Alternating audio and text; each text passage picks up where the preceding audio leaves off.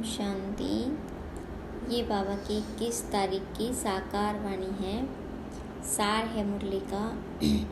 मीठे बच्चे, जब तक आत्मा पार्ट में है तब तक उसे 100% रेस्ट मिल नहीं सकती। रेस्ट मिलती है निर्वाण धाम में, वहाँ कोई पार्ट नहीं। प्रश्न है, जो बच्चे चलते चलते पढ़ाई से थक जाते हैं उन्हें फिर कौन से संकल्प आते हैं जो विकल्प का रूप ले लेते हैं? तो बाबा ने कहा, उन्हें बाप को छोड़ देने के अर्थात फारगती देने के संकल्प आते हैं। बाबा कहते हैं, यह संकल्प आना भी विकल्प है। ऐसा संकल्प करना भी पाप है। पढ़ाई न पढ़ना माना ही थक जाना। ऐसे बच्चे अपना खाना खराब कर देते हैं। दूसरा, अगर किसी बात के कारण कोई माता पिता से रूठ जाते हैं तो वह 21 जन्मों की बादशाही गवा देते हैं। गीत है, आज अंधेरे में है इंसान। ओम शांति। यह है भक्ति का गीत व प्रार्थना। किसके पास प्रार्थना करते हैं? भगवान के पास, परंतु घोर अंधियारे में होने के कारण भगवान को जानते ही नहीं। तो अब सुने कौन? जब भगवान उन्हों की पुकार सुने तब आकर ज्योति जगाए। परंतु बच्चे भगवान को जानते ही नहीं, तो सुनेंगे फिर कैसे? अभी तुम सन्मुख बैठे हो, भगवान तुमको घोर अंधियारे से घोर सोजरे में ले जा रहे हैं। गाते भी हैं, ब्रह्मा की रात और ब्रह्मा का दिन। रात में दर दर भटकते भी बहुत हैं। पहाड़ों पर टिकाणे मंदिरों मस्जिदों पर जाते हैं, परंतु भगवान मिलेगा कहाँ? भगवान का जन्म भी भारत में मनाते हैं। शिवरात्रि कहते हैं ना। बरोबर उनकी यादगार प्रतिमाएं भी भारत में हैं, परंतु समझते नहीं कि वह कब आते हैं। बिल्कुल घोर अंधियारे में हैं। अभी तुम घोर अंधियारे में नहीं हो, तुम नंबरवार पुरुषार्थ अनुसार सोजरे में आते जाते हो। तुम बच्चे जानते हो ये सारी सृष्टि की रचना कौन और कैसे रचते हैं। तुम यहाँ आए हो ईश्वरीय विश्वविद्यालय में, जहाँ ईश्वर पढ़ाते हैं, मनुष्य से देवता बनाते हैं। यह नॉलेज तुम्हारे में भी नंबरवार समझते हैं। कोई तो अच्छी रीति समझते हैं, कोई पूरा नहीं समझने वाले भागंती हो जाते हैं। माता पिता से रूठ पड़ते हैं। जिनके लिए गाया हुआ है आश्चर्यवत, ऐसे माता पिता से रूठ पड़ते हैं। पशंती कथंती फिर रूठ पड़ंती। जानते हैं माता पिता से हमको 21 जन्म के लिए स्वर्ग की बादशाही मिलती है, फिर भी भूल जाते हैं। बाबा ने समझाया है, जिसको शांति कहा जाता है वह मिलती ही है शांति धाम अथवा निर्वाण धाम में। उसको मुक्ति धाम भी कहा जाता है। अगर कोई कहे हम 100% रेस्ट में हैं, परंतु यह अक्षर कोई है नहीं। सारे दिन में कोई न कोई कर्म जरूर चलता है। हाँ, अल्पकाल के लिए रात के नींद को रेस्ट कहते हैं, क्योंकि आत्मा कहती है मैं सारा दिन काम करके थक गई हूँ, अब रेस्ट लेती हूँ। अपने को डिटैच कर देते हैं। यह तो जानते हो बाबा रहते ही हैं शांति देश में, या ऐसे समझते हो कि परमपिता परमात्मा वहाँ रेस्ट में रहते हैं। परमात्मा रेस्ट में तब रहते हैं जब उनका पार्ट नहीं है। मुक्ति धाम में कोई काम नहीं करते। यह बड़ी समझने की बातें हैं। अभी तुम्हारी बुद्धि का ताला खुलता जाता है। बाबा कहते हैं तुमको पता है मैं रेस्ट में कब रहता हूँ, जबकि तुम बच्चे स्वर्ग में सुख में रहते हो। वहाँ तुमको सुख शांति है, उसको रेस्ट नहीं कहा जाएगा। रेस्ट में तब कहें जब तुम्हारा कोई पार्ट नहीं है। तुम जब स्वर्ग में हो तो मुझे कोई मेहनत नहीं करनी पड़ती। मैं वहाँ यानी घर में शांत में रहता हूँ। शांति का दूसरा अक्षर वहाँ रेस्ट कहेंगे। यहाँ तो रेस्ट में रह नहीं सकते हैं। आत्मा कहती है मैं रेस्ट में तब हूँ जबकि रात को नींद करती हूँ, उस समय रेस्ट में हूँ या शांत में हूँ। बात एक ही है। रात को अशरीरी बन जाते हैं, शांत हो जाते हैं, फिर उठते हैं तो कर्म में आते हैं। फिर भी अनरेस्ट है। कर्म करते अनरेस्ट भासती है। सतयुग में अनरेस्ट का सवाल नहीं। अनरेस्ट करती है माया। वहाँ ऐसे नहीं कहेंगे कि हम रेस्ट में रहते हैं। काम काज सब करते हैं परंतु अशांत नहीं रहते। बाकी रेस्ट अक्षर है नहीं। समझो, कोई कहते हम शिमला जाते हैं रेस्ट के लिए, परंतु रेस्ट का अर्थ नहीं। सच्ची रेस्ट तब है जब हम निर्वाण धाम में रहते हैं, वहाँ चुप रहते हैं। बाकी रेस्ट कोई को नहीं। कोई कहे हमको 100% रेस्ट है तो यह रोंग है। इसको अज्ञान कहा जाए। हाँ, यह जरूर कहा जाएगा पढ़ाई नहीं पढ़ने जाते हो तो रेस्ट लेते हैं। न पढ़ना रेस्ट लेना, यह तो फिर थकना हो गया। अपना ही खाना खराब करते हैं। समझाया जाता है हे रात के राही, स्वर्ग की राह पर चलते चलते थक मत जाना, रूठ नहीं जाना। माता पिता को फारगती देने का तो संकल्प भी नहीं उठना चाहिए। यह संकल्प उठाया तो उसको विकल्प कहा जाता है।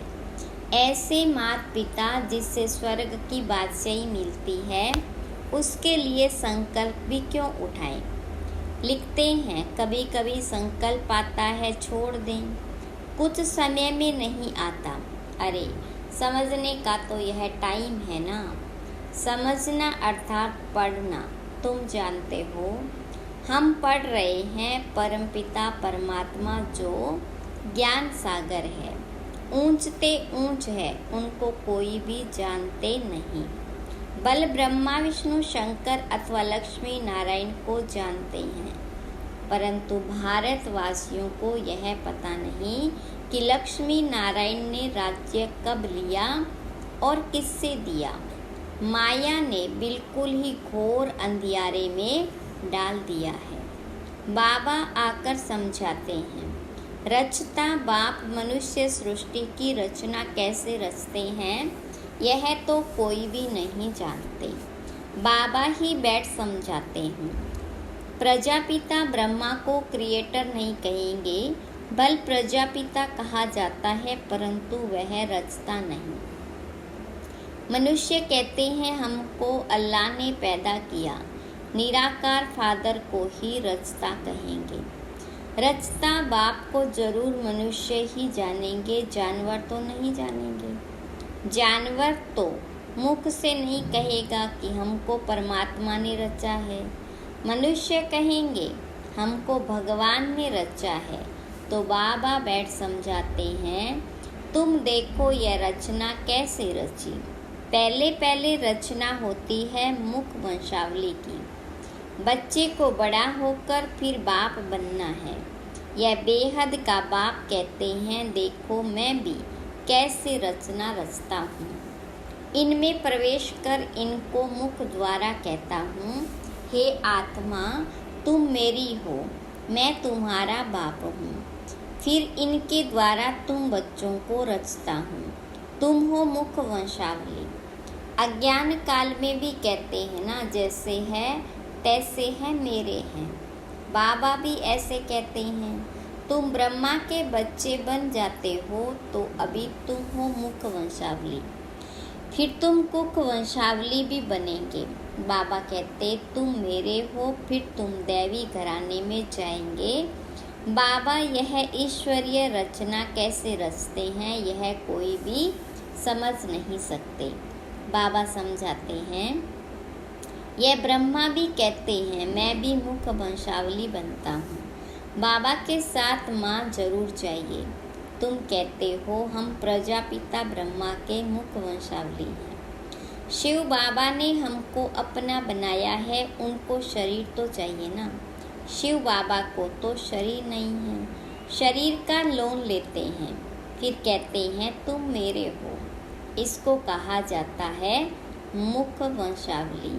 शिव बाबा इस मुख से इस वनी यानी स्त्री द्वारा कहते हैं कि तुम मेरे बच्चे हो। बाबा ही समझाते हैं और कोई शास्त्रों में यह बातें नहीं। तुम अभी सुनते हो फिर प्राय लोप हो जाएगा। इस समय है घोर अंधियारा। बाबा आकर रोशनी करते हैं, तब तो ब्रह्मा की रात ब्रह्मा का दिन गाया हुआ है। कुछ तो है ना, गाया हुआ है झूठ तो झूठ, सच की रत्ती नहीं।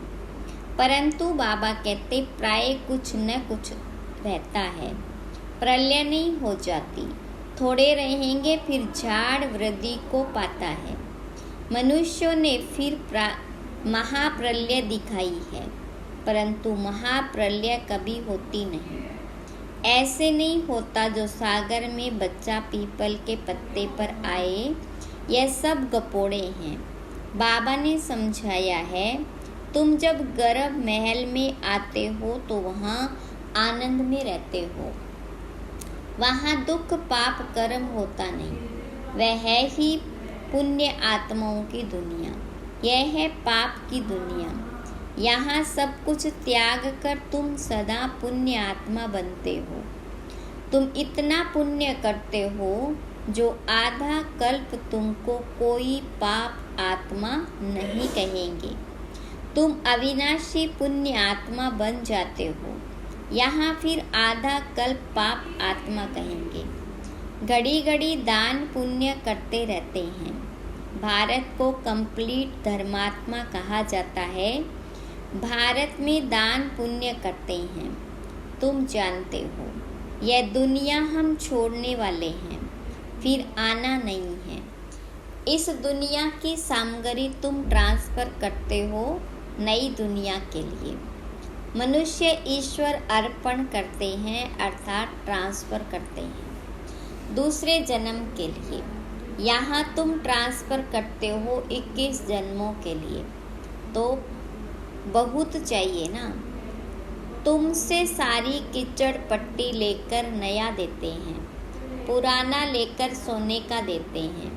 तुम सच्चाई से बाप को देते हो, बाबा भी तुमको सब कुछ देते हैं। तुम्हारा पार्ट जो चलता आया है यह ड्रामा में नूंद था। सबने घर बार छोड़ा, नहीं तो गौशाला कैसे बने। मनुष्य तो नहीं जानते भट्टी कैसे बनती है, वह तो दिखाते हैं बिल्ली के पूंगरे आदि थे। यह सब ज्ञान तुम बच्चों को अभी है, फिर वहाँ यह ज्ञान नहीं रहेगा। हम ऐसे 21 जन्म राज्य करेंगे, फिर गिरेंगे। वहाँ यह ज्ञान नहीं रहता। त्रिकालदर्शी पने का पार्ट तुम्हारे में अभी रहता है। मुख्य हीरो हीरोइन का पार्ट तुम्हारा ही है और कोई का पार्ट नहीं। असुर से देवता, फिर देवता से असुर, तुम भारतवासी ही बनते हो। बाकी तो है बीच के बाई प्लाट्स नाटक में बीच में फिर हंसी कुड़ी का खेल भी करते हैं ना। आधा कल्प बाद देवी देवता धर्म प्रायलोप हो जाता है। तुम्हारी बुद्धि में यह सारा चक्र फिरता रहता है। तब तो तुम समझाते हो ना, परमपिता परमात्मा भी परम आत्मा है, परम धाम में रहने वाला। बाबा कहते मेरे में सारा ज्ञान है। मैं मनुष्य सृष्टि का बीज रूप चैतन्य हूँ। वह तो जड़ बीज होते हैं, शिव तो चैतन्य है, उनकी प्रतिमा पूजी जाती है। आजकल गवर्नमेंट झाड़ों के सैंपलिंग लगाती है। यह है चैतन्य बीज, मनुष्य सृष्टि रूपी झाड़ का बीज। कहते हैं मुझे सारे झाड़ की नॉलेज है। तो जब कोई कहते हैं 100% रेस्ट में है, तो समझाना चाहिए कि 100% रेस्ट तो कभी मिलती नहीं। हाँ, ऐसे कहेंगे स्वर्ग में 100% पवित्रता सुख शांति रहती है, नाम ही है स्वर्ग। बाबा को कहते हैं सत श्री अकाल। सच बोलने वाला, उनको कोई काल नहीं खाता, उनको कहा जाता है कालों का काल।